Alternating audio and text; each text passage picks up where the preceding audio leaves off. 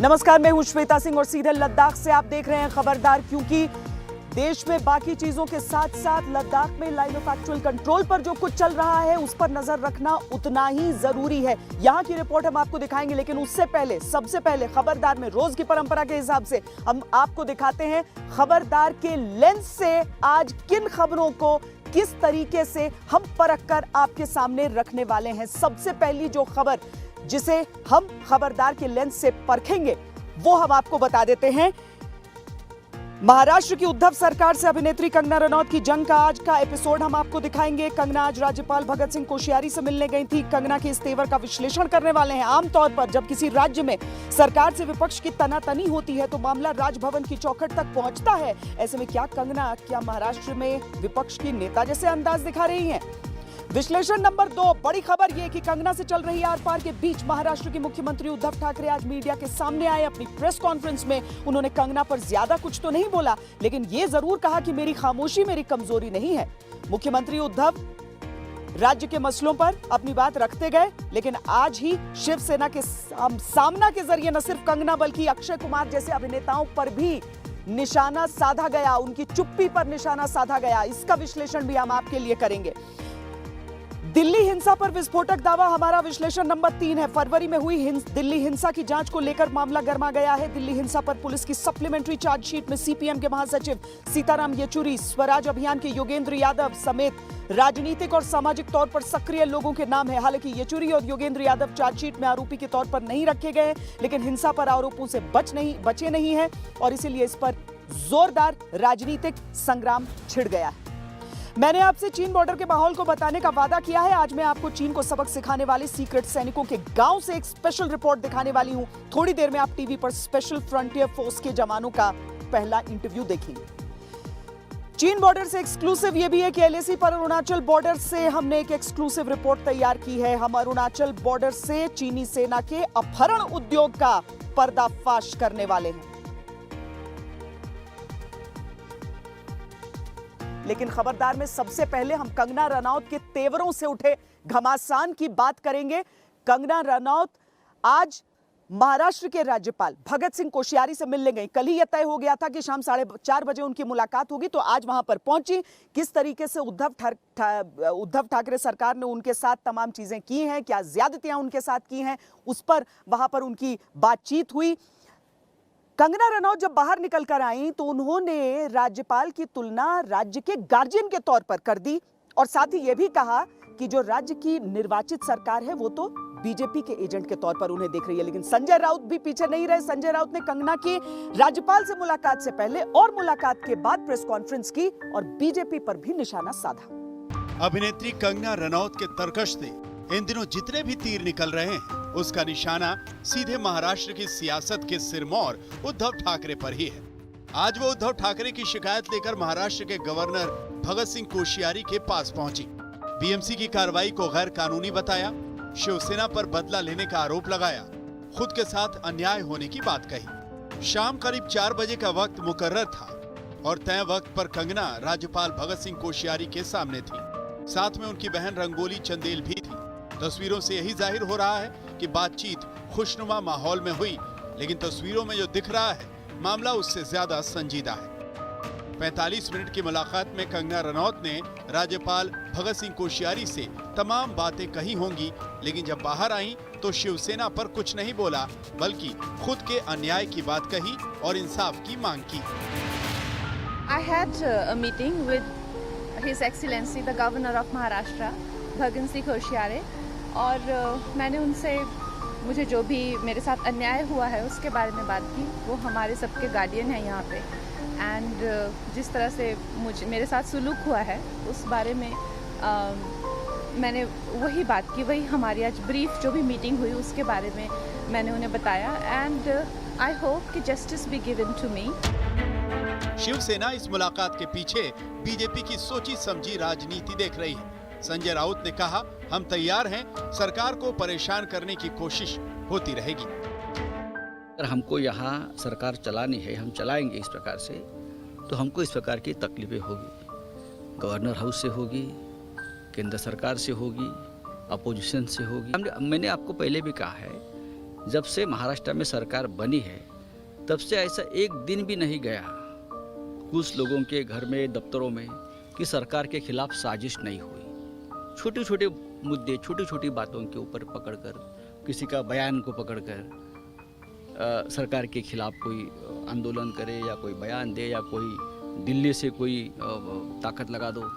लेकिन हमने उसकी, हमारी तैयारी हम मेंटली हमने बना दी है। हमको 5 साल तक ये झेलना पड़ेगा। लेकिन मैं आपको बता दूं, आप कितने भी साजिश करो, सरकार 5 साल चलेगी। आप शिवसेना का इशारा समझ गए होंगे।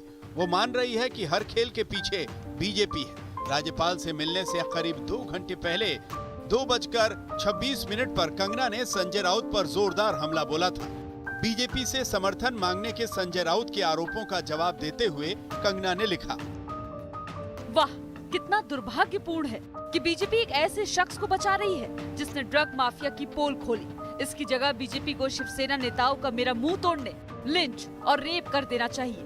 नहीं संजय जी, उनकी हिम्मत कैसे हुई माफिया के विरोध में खड़ी एक युवा लड़की को बचाने की। दोनों ओर से हमले, तंज और तीखे बयानों का दौर जारी है। संजय राउत के नपे तुले शब्दों पर गौर करिए, उसमें धमकी भी है और बीजेपी पर निशाना भी। हम सुनेंगे, हम बोलेंगे नहीं, लेकिन हर बात का हम नोट करेंगे, नोटिंग करेंगे और देख रहे हैं कि कौन सी पार्टी देश को और महाराष्ट्र के बारे में क्या सोचती है, उनकी सोच कितनी बुरी है। क्यों? क्योंकि आपकी सत्ता हाथ से चली गई, इसलिए आप एक सब तमाशा कर रहे हो। कंगना के बहाने सामना में आज शिवसेना ने बॉलीवुड को भी निशाने पर लिया। अक्षय कुमार का तो बाकायदा नाम लेकर शिवसेना ने मुखपत्र में लिखा कि जब कोई मुंबई को पाकिस्तान बता रहा है तो बॉलीवुड से कम आधे हिंदी फिल्मी उद्योग को मुंबई के अपमान के विरोध में आगे आना चाहिए था। कंगना का मत पूरे फिल्म उद्योग का मत नहीं है, ऐसा कहना चाहिए था। कम से कम अक्षय कुमार आदि बड़े कलाकारों को तो सामने आना ही चाहिए था। मुंबई ने उन्हें बहुत कुछ दिया है, मुंबई ने हर किसी को दिया है। सुशांत केस को लेकर शुरू हुई ये जंग अब कितनी सियासी का इशारा बनती जा रही है। ये चर्चा भी आम है कि बिहार में राजपूत और क्षत्रिय वोट साधने के लिए बीजेपी कंगना के पीछे पूरी ताकत से खड़ी है।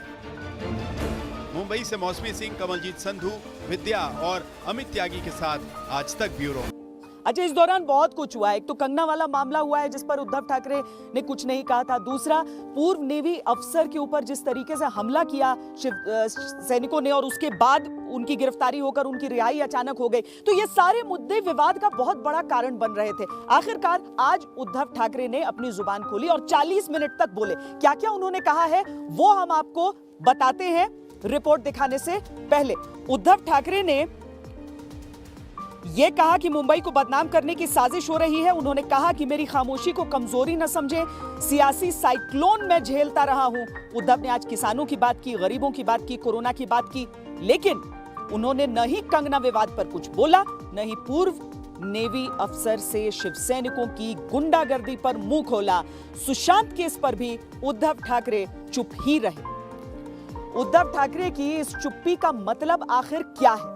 क्या वो खामोश रहते हुए सामने वालों को कुछ संकेत देना चाहते थे, या फिर इस खामोशी के पीछे वो इस बात को छुपाना चाहते थे कि शायद कोई तर्क नहीं है? इसका पूरा विश्लेषण इस रिपोर्ट में देखिए।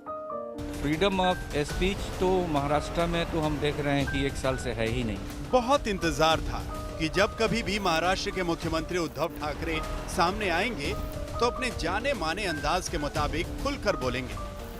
कंगना रनौत पर चुप्पी टूटेगी,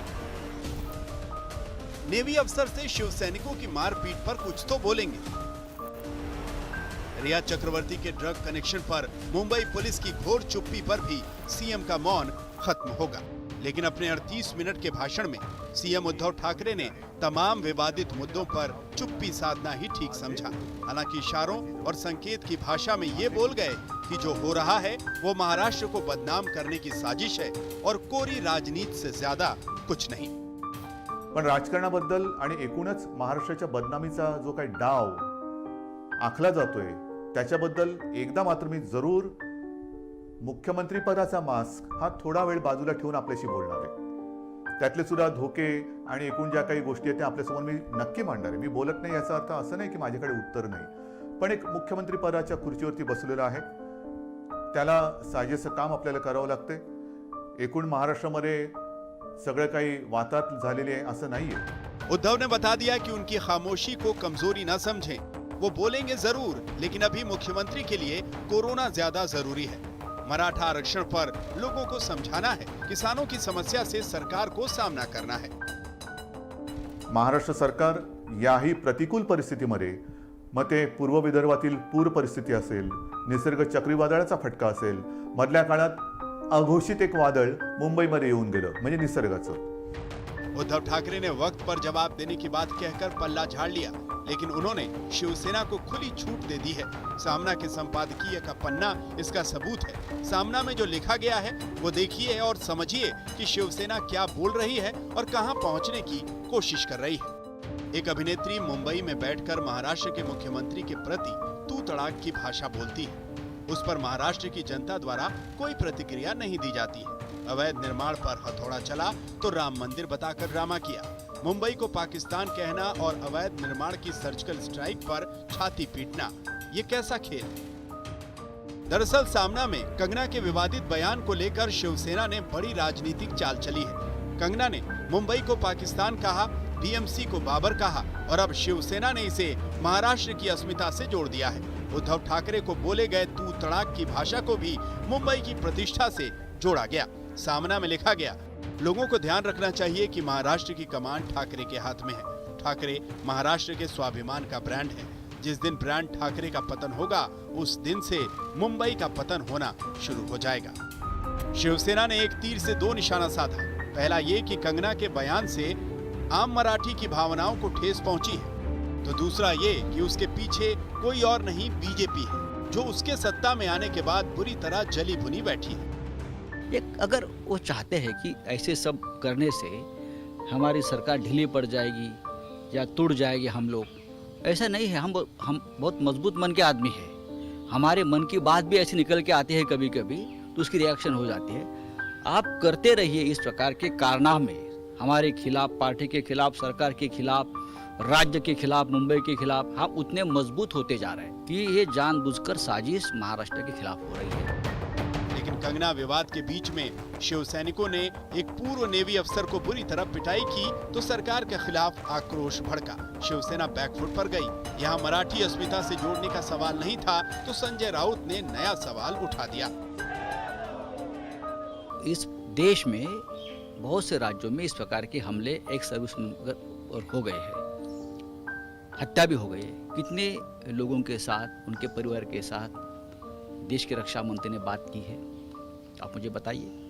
लेकिन महाराष्ट्र की राजनीति अलग है. हमने सरकार बनाई है, बीजेपी को लगता है कि उनका ऊपर हमने हमला किया है ऐसी प्रकार की सरकार बनाकर, तो हमको किसी भी कोने से, किसी भी मार्ग से हमको भी तकलीफ देने के लिए अगर कोई सत्ता का, पदों का इस्तेमाल करता है तो हम भी उनका स्वागत करते हैं. Retired naval officer Madan Sharma पर हमला करने वाले 6 के 6 शिवसैनिकों को पुलिस स्टेशन में ही जमानत हो गई. वाह, क्या नौटंकी है ठाकरे सरकार की.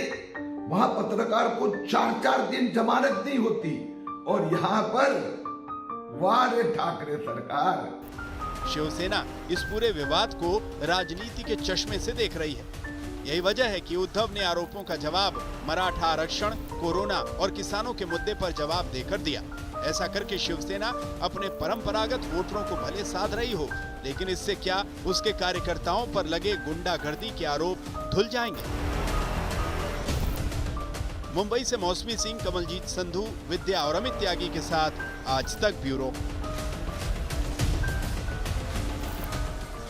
बाकी सारी चीजें एक तरफ हैं, लेकिन एक रिटायर्ड नौसेना के अधिकारी की पिटाई के मामले में यह चुप्पी जरा सी चुप गई. हालांकि शिवसेना की तरफ से कहा जा रहा है कि कार्रवाई तो की गई है, लेकिन आप इन दो पक्षों की बातों को सुनिए, उससे आपको बेहतर समझ आएगा. संजय राउत जी जो है, जो चाहे किसी को बोल सकते हैं. उद्धव ठाकरे जी किसी को चाहे वो बोल रहे हैं, बाकी कोई नहीं बोले. ये है महाराष्ट्र का freedom of speech. Sanjay Raut ji, आप जो बोल रहे हैं कि जो आपके गुंडे जो किए हैं वो ठीक किए हुए हैं, और ये बात चीफ मिनिस्टर उद्धव ठाकरे जी, आप सुन रहे हैं मेरे बात को, तो आप दोनों में से कोई भी एक आदमी, मेरे आंख अगर ठीक नहीं होता है तो अपना आंख दान दे दीजिएगा मेरे को प्लीज। हमने तो डिनाई नहीं किया कि हमारे लोग हैं, हमारे वो कार्यकर्ता है, शाखा प्रमुख है 2, तुरंत उसको हमने कार्रवाई की, अरेस्ट किया है, कानूनन कार्रवाई की है, पकड़ा गया उनको। अब उसकी राजनीति मत करिए, हो गया है। तो हम ये नहीं चाहते कि हमारे मुंबई में, हमारे महाराष्ट्र में इस प्रकार के हादसे बार बार हो। लेकिन आप ये भी नहीं भूलना चाहिए कि आपने लोगों को प्रोवोक क्यों किया। ये लोगों की एक मानसिकता होती है। संजय राउत जी, आप अपने जबान पर थोड़ा कंट्रोल कीजिए। आप कंगना जी को भी बहुत बुरे भले बोल चुके हैं, मीडिया को भी बहुत बुरे भले बोल चुके हैं। आप जो बोलते हैं क्या वही सही है? आप मेरे ऊपर भी बोल रहे हैं कि मैं जो किया हूं वो गलत किया हूं मैं, और जो आपके सेना मारे हुए हैं वो ठीक किए हुए हैं। तमीज आना चाहिए आपको राउत जी।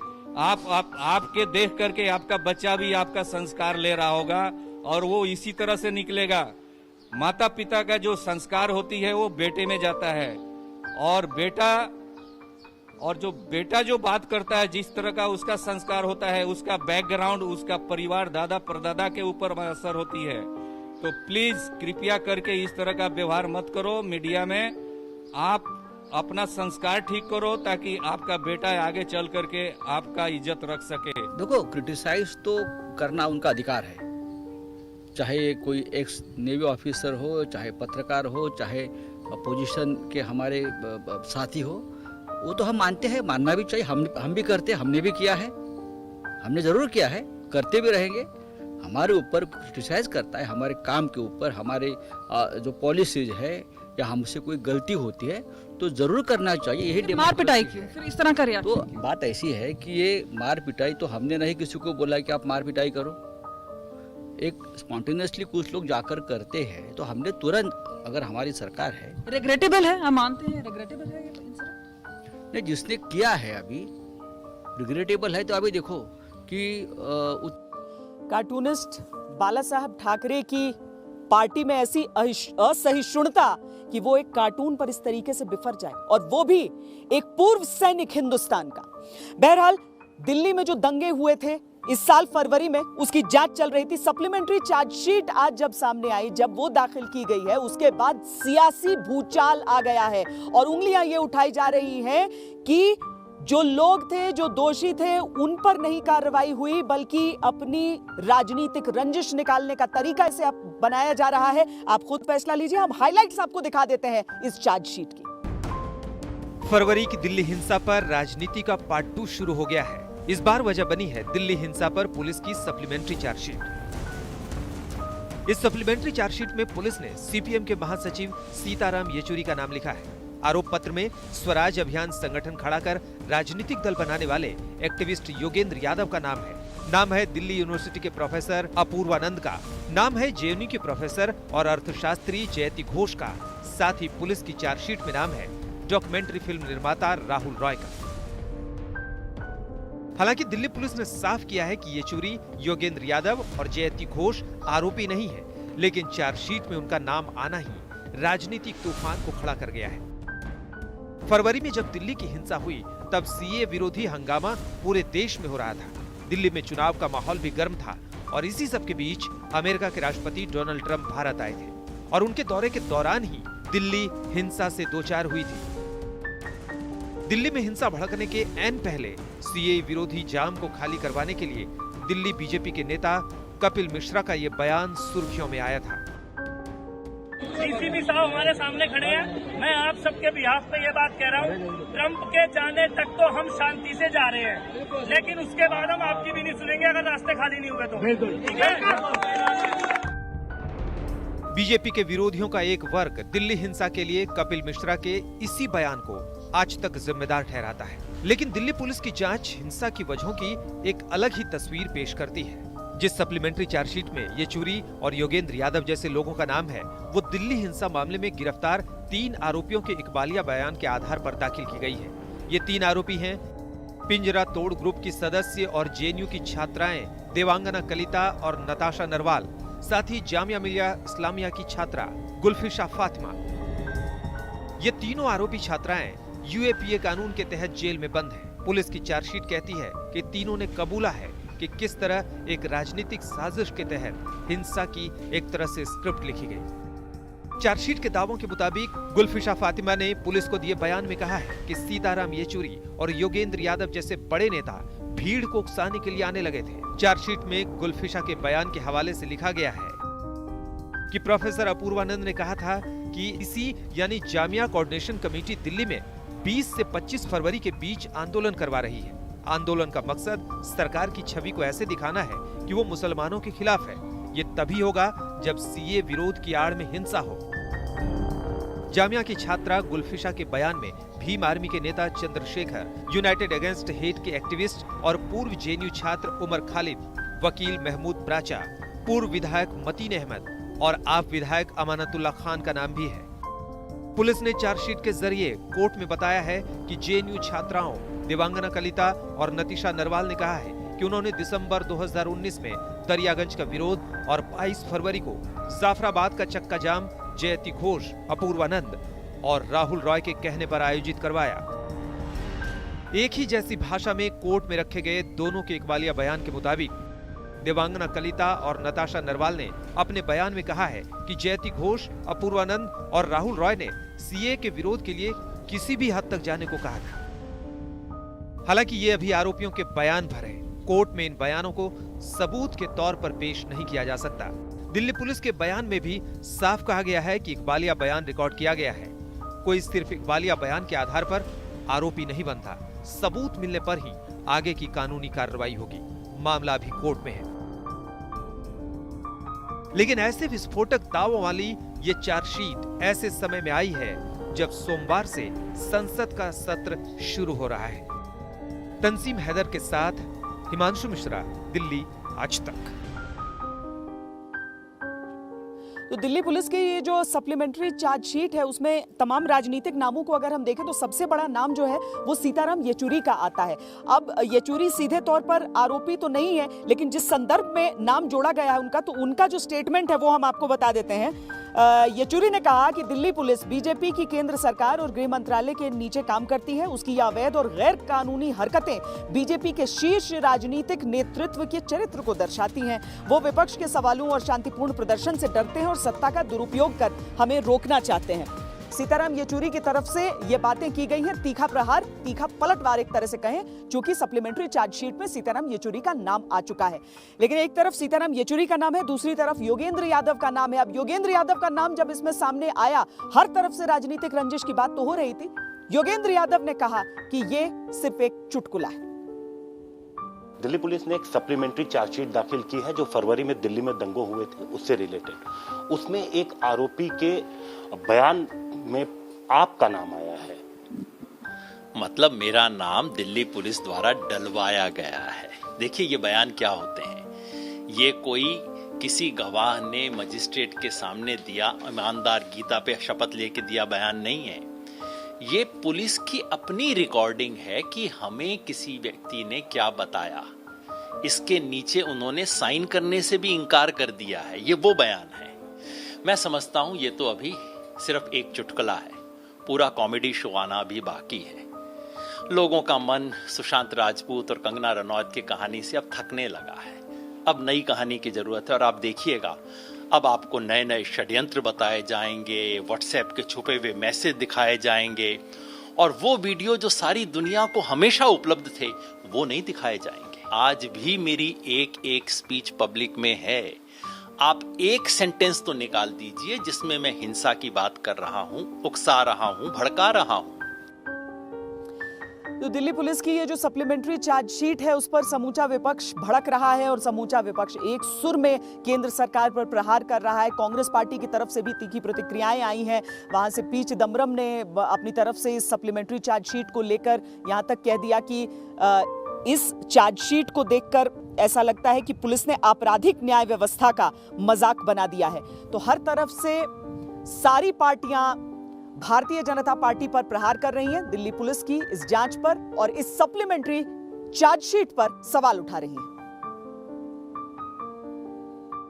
लाइन ऑफ एक्चुअल कंट्रोल पर भारत की ये रणनीति रही है कि हम ऊंचाई वाले इलाकों में अपना नियंत्रण बनाएं और बनाए रखें। जब हमने इसकी कवायद शुरू की तो भारत के चंद ऐसे वीरों का नाम सामने आया जो मुमकिन है किसी ने पहले सुना नहीं था। ये स्पेशल फ्रंटियर फोर्स के जवान थे। बाद में पता चला, देखिए, एक विकास रेजिमेंट है जिसकी मूवमेंट के बारे में भारतीय सेना तक को पता नहीं रखता है, जो सीधे प्रधानमंत्री को देश के रिपोर्ट करती है। आज मैं लद्दाख में एक ऐसे गांव में गई जहां के हर एक घर से कम से कम एक व्यक्ति इस स्पेशल फ्रंटियर फोर्स का हिस्सा या तो रहा है या फिर आज है। देखिए मेरी ये एक्सक्लूसिव रिपोर्ट।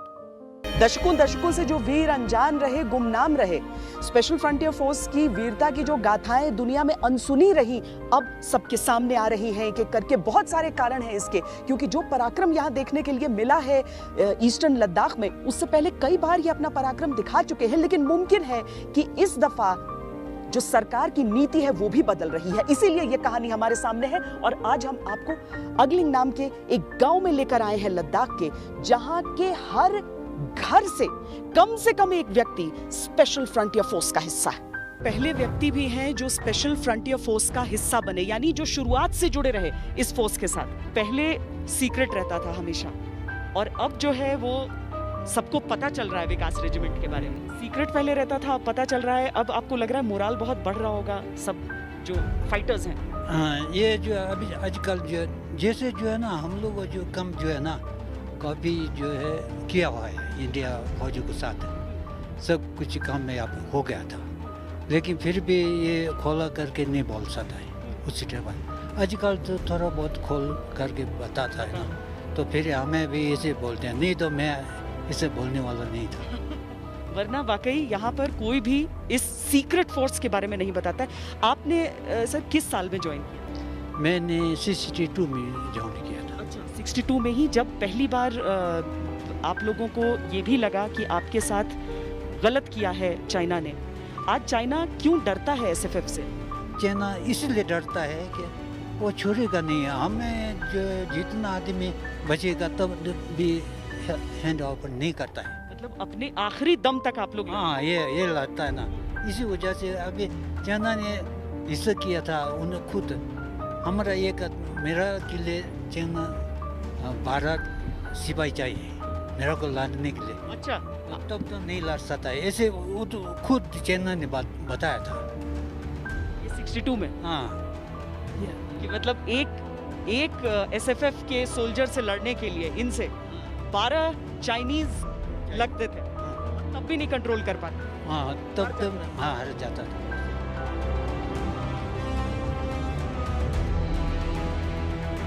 आप भी एसएफएफ में रहे? हाँ जी। किस साल से? मैं 82 से मैं भर्ती हुआ था, तो उसके बाद में बेसिक ख़त्म होने यहाँ ग्लेशियर में जो पाकिस्तान साथ में सियाचिन ग्लेशियर में, तो मैं टॉप में तो नहीं पहुँचा, मैं छोटा था, मैं 21 साल का था। तो हम लोग बेसिक ख़त्म होकर आया था, वो 21 आदमी था, तो सबसे छोटा मैं था। तो बोला अफसर ने बोला तू छोटा है तो यहाँ बैठ रहा, और फिर मैं बेस के में बैठा। तो इसके बाद में फिर हम तो वहाँ ख़त्म करके इसका हम रिलीव आए टू का से, तो मैं वापस चला गया। यहाँ गांव में सब घर में कम से कम एक आदमी होता है? हाँ, ज़्यादा है सभी। बच्चे वगैरह जाना चाहते हैं फौज में? इसमें बच्चे हैं, मेरे बच्चे 3 है, 3 है। हाँ, उनको फौज में डालेंगे आप? ऐसे में है, अभी है एसएफएफ है। हमारे पास 4 बच्चे हैं, सब छोटे लड़की है, ठीक है। तो 12 लड़का 3 है, तीनों फौज में है। आपने जब ज्वाइन किया था तब एसएफएफ और अब जैसा है वहाँ पर फैसिलिटी है, ट्रेनिंग है, उसमें बदलाव आया है, उसमें चेंज आया? पहले जैसे नहीं, पहले तो बहुत हम लोग तो बहुत वहाँ ग्लेशियर में तो जो पाकिस्तान लड़ाई गया ना, उसमें कपड़ा पहनने के लिए नहीं था, जो छतरी थी ना, पैराशूट, वो बोड़े के साथ सिलाई करके पहना था। अच्छा। वहाँ नहीं था इतना फैसिलिटी, अभी तो पहनने के लिए इतना दूर। अब सारी फैसिलिटी? हाँ, फैसिलिटी है, उतना नहीं था। एसएफएफ कितना आपको वो लगता है मजबूत? मजबूत है।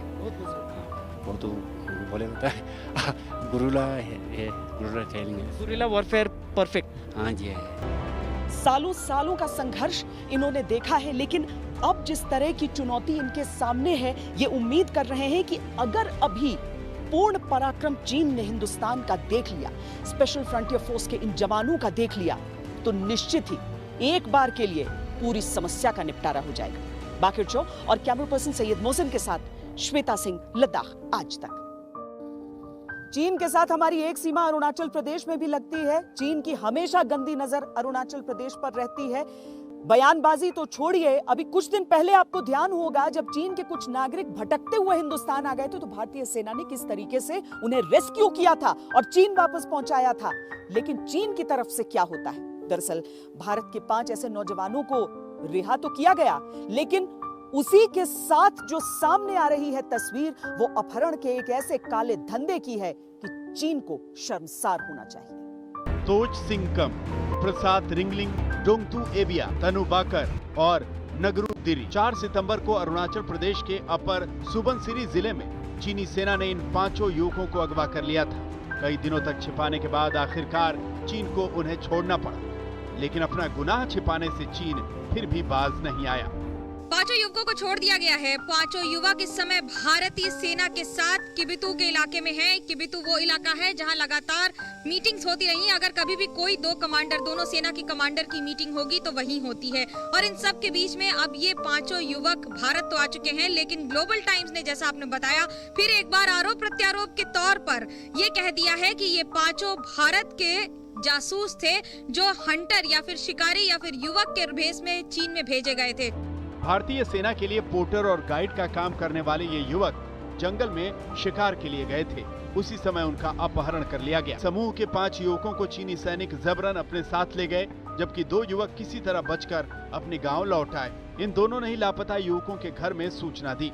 अरुणाचल में हर रोज ये पोर्टर नई चुनौतियों का और कई चुनौतियों का सामना करते हैं, जहां एक और जान जोखिम में डालकर लगातार इन पहाड़ों के बीच सामान पहुंचाते हैं, तो वहीं दूसरी ओर ऐसे कई इलाके होते हैं जहां ये भी पता नहीं होता कि पहाड़ के उस पार क्या मिलेगा।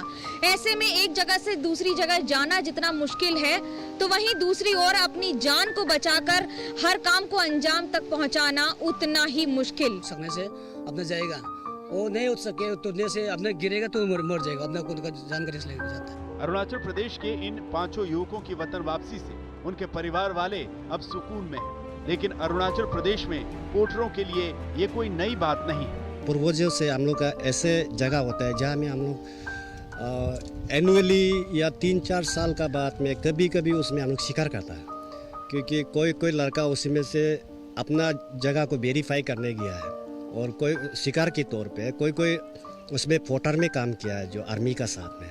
उसी सिचुएशन में पीएलए का आर्मी लोग वहाँ से पेट्रोलिंग वगैरह करता है, घुसपैठी करता है। उसी समय में वो लड़का लोग को जब मिलता है तो बांध करके किडनैप करके ले जाता है। अरुणाचल प्रदेश में इनके जैसे सैकड़ों पोर्टर अपनी जान हथेली पर रखकर कैसे भारतीय सेना का साथ देते हैं, ये जानने और समझने के लिए आज तक की टीम ने कुछ ऐसे पोर्टरों की कठिनाइयों को नजदीक से देखा और महसूस भी किया।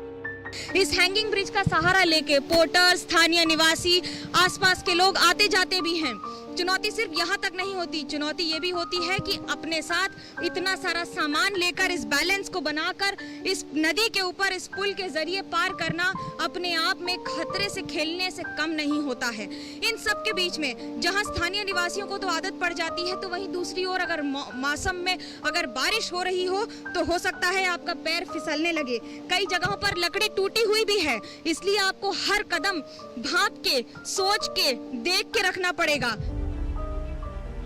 झूलते हुए इस जर्जर लकड़ी के पुल को पार करना किसी एडवेंचर से कम नहीं लगता, लेकिन अरुणाचल प्रदेश के लोगों और खास तौर पर पोर्टरों को रोज ऐसे ही अपनी जान जोखिम में डालकर अपने काम को अंजाम देना पड़ता है। दरअसल एक पहाड़ से दूसरे पहाड़ जाने के लिए इस तरह के हैंगिंग ब्रिजेस का इस्तेमाल किया जाता है। चुनौती सिर्फ इस हैंगिंग ब्रिज पर चलना नहीं होता है, बल्कि एक ओर जहां बारिश हो रही हो तो वहीं दूसरी ओर तेज बहती नदी और उसका जल प्रवाह अपने आप में आपको ये बता देगा कि प्रकृति का ये दूसरा चेहरा भी है। दो पहाड़ों के बीच में आने जाने के लिए इसको एक जरिया का इस्तेमाल किया जाता है। कंधे पर कई किलो का भार और पहाड़ों पर सीधी चढ़ाई के दौरान सिर्फ एक चाकू के जरिए परेशानियों को काटकर आगे बढ़ते हुए तलेन मुशुरू कई वर्षों से इसी तरह भारतीय सैनिकों की मदद के लिए बॉर्डर पर बनी चौकियों तक सामान पहुंचाते हैं। रास्तों की जानकारी होना तो एक बात है, लेकिन उनकी फिटनेस किसी सैनिक से कम नहीं है और वो जो कर रहे हैं वो भी एक सैनिक के जज्बे से ही कर रहे हैं। और रास्ता में जाने के लिए रास्ता भी ठीक नहीं और इसमें बहुत खतरनाक बड़ा सांप है। इंडियन आर्मी का साथ में एकदम बढ़िया से काम करने के लिए जाता है, लेकिन हम लोग का पोतर वाला को कंटिन्यू भी पोतर नहीं करवा रहे हैं। मैंने कभी करवाता है कभी नहीं करवाता है। 6 महीने का सिर्फ हम लोग का पोतर करवा। पहाड़ी इलाकों में सेना का पोर्टर होना भी उतना ही महत्वपूर्ण है जितना कि वहाँ तैनात सैनिक। इन ऊंचे और खतरनाक पहाड़ों पर सैनिकों के लिए ये पोर्टर ही असली मददगार साबित होते हैं। तलेन की तरह ही तकम भी पोर्टर का काम करते हैं। तकम बताते हैं कि वो 5 बार बॉर्डर पर जा चुके हैं। वो कहते हैं कि पोर्टर का काम शुरुआत में अच्छा लगता है, लेकिन बाद में मजबूरी बन जाता है। चाइना को ध्यान में देता है। चाइना आके हम लोग अटेम्प्ट करेगा बोलो, हमला करेगा बोलो कि हम लोग चाइना को होशियार में, इसलिए एक तरफ में डर भी लगता है चाइना को ना।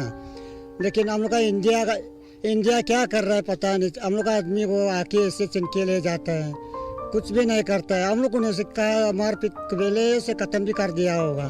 ये वो पोर्टर हैं जो ऊंचे पहाड़ी इलाकों में भारतीय सुरक्षा बलों के सामान को पहुंचाने में मदद करते हैं। इसके लिए उन्हें लगातार पहाड़ों पर चढ़ना पड़ता है। 15-15 दिन तक पीठ पर सामान लादकर पहाड़ चढ़ना इनका काम है। कई बार ये लोग रास्ता भी भटक जाते हैं और चीन की सीमा में पहुंच जाते हैं और कई बार चीनी सैनिकों द्वारा अगवा कर लिए जाते हैं। लेकिन देशभक्ति का जज्बा और भारतीय सेना के प्रति सच्ची भावना इन्हें प्रेरणा देती है। हम ध्यान तो रखता है कि हमारा फौजी वाला हमारा इंडियन आर्मी के साथ में हम लोग काम करता है। इंडियन आर्मी को विश्वास करके हम लोग का इंडिया आर्मी और भी आगे कदम बढ़ाएगा बोल के हम लोग इसका पीछे जाता है। खबरदार में आज के लिए इतना ही। देश और दुनिया की बाकी खबरों के लिए आप देखते रहिए आज तक। नमस्कार, मैं हूं अंजना ओम कश्यप। हमें उम्मीद है ये वीडियो आपको पसंद आया होगा। लेटेस्ट खबरों के लिए यूं ही देखते रहिए आज तक और इस वीडियो के पसंद आने पर लाइक, शेयर एंड सब्सक्राइब करना ना भूलें।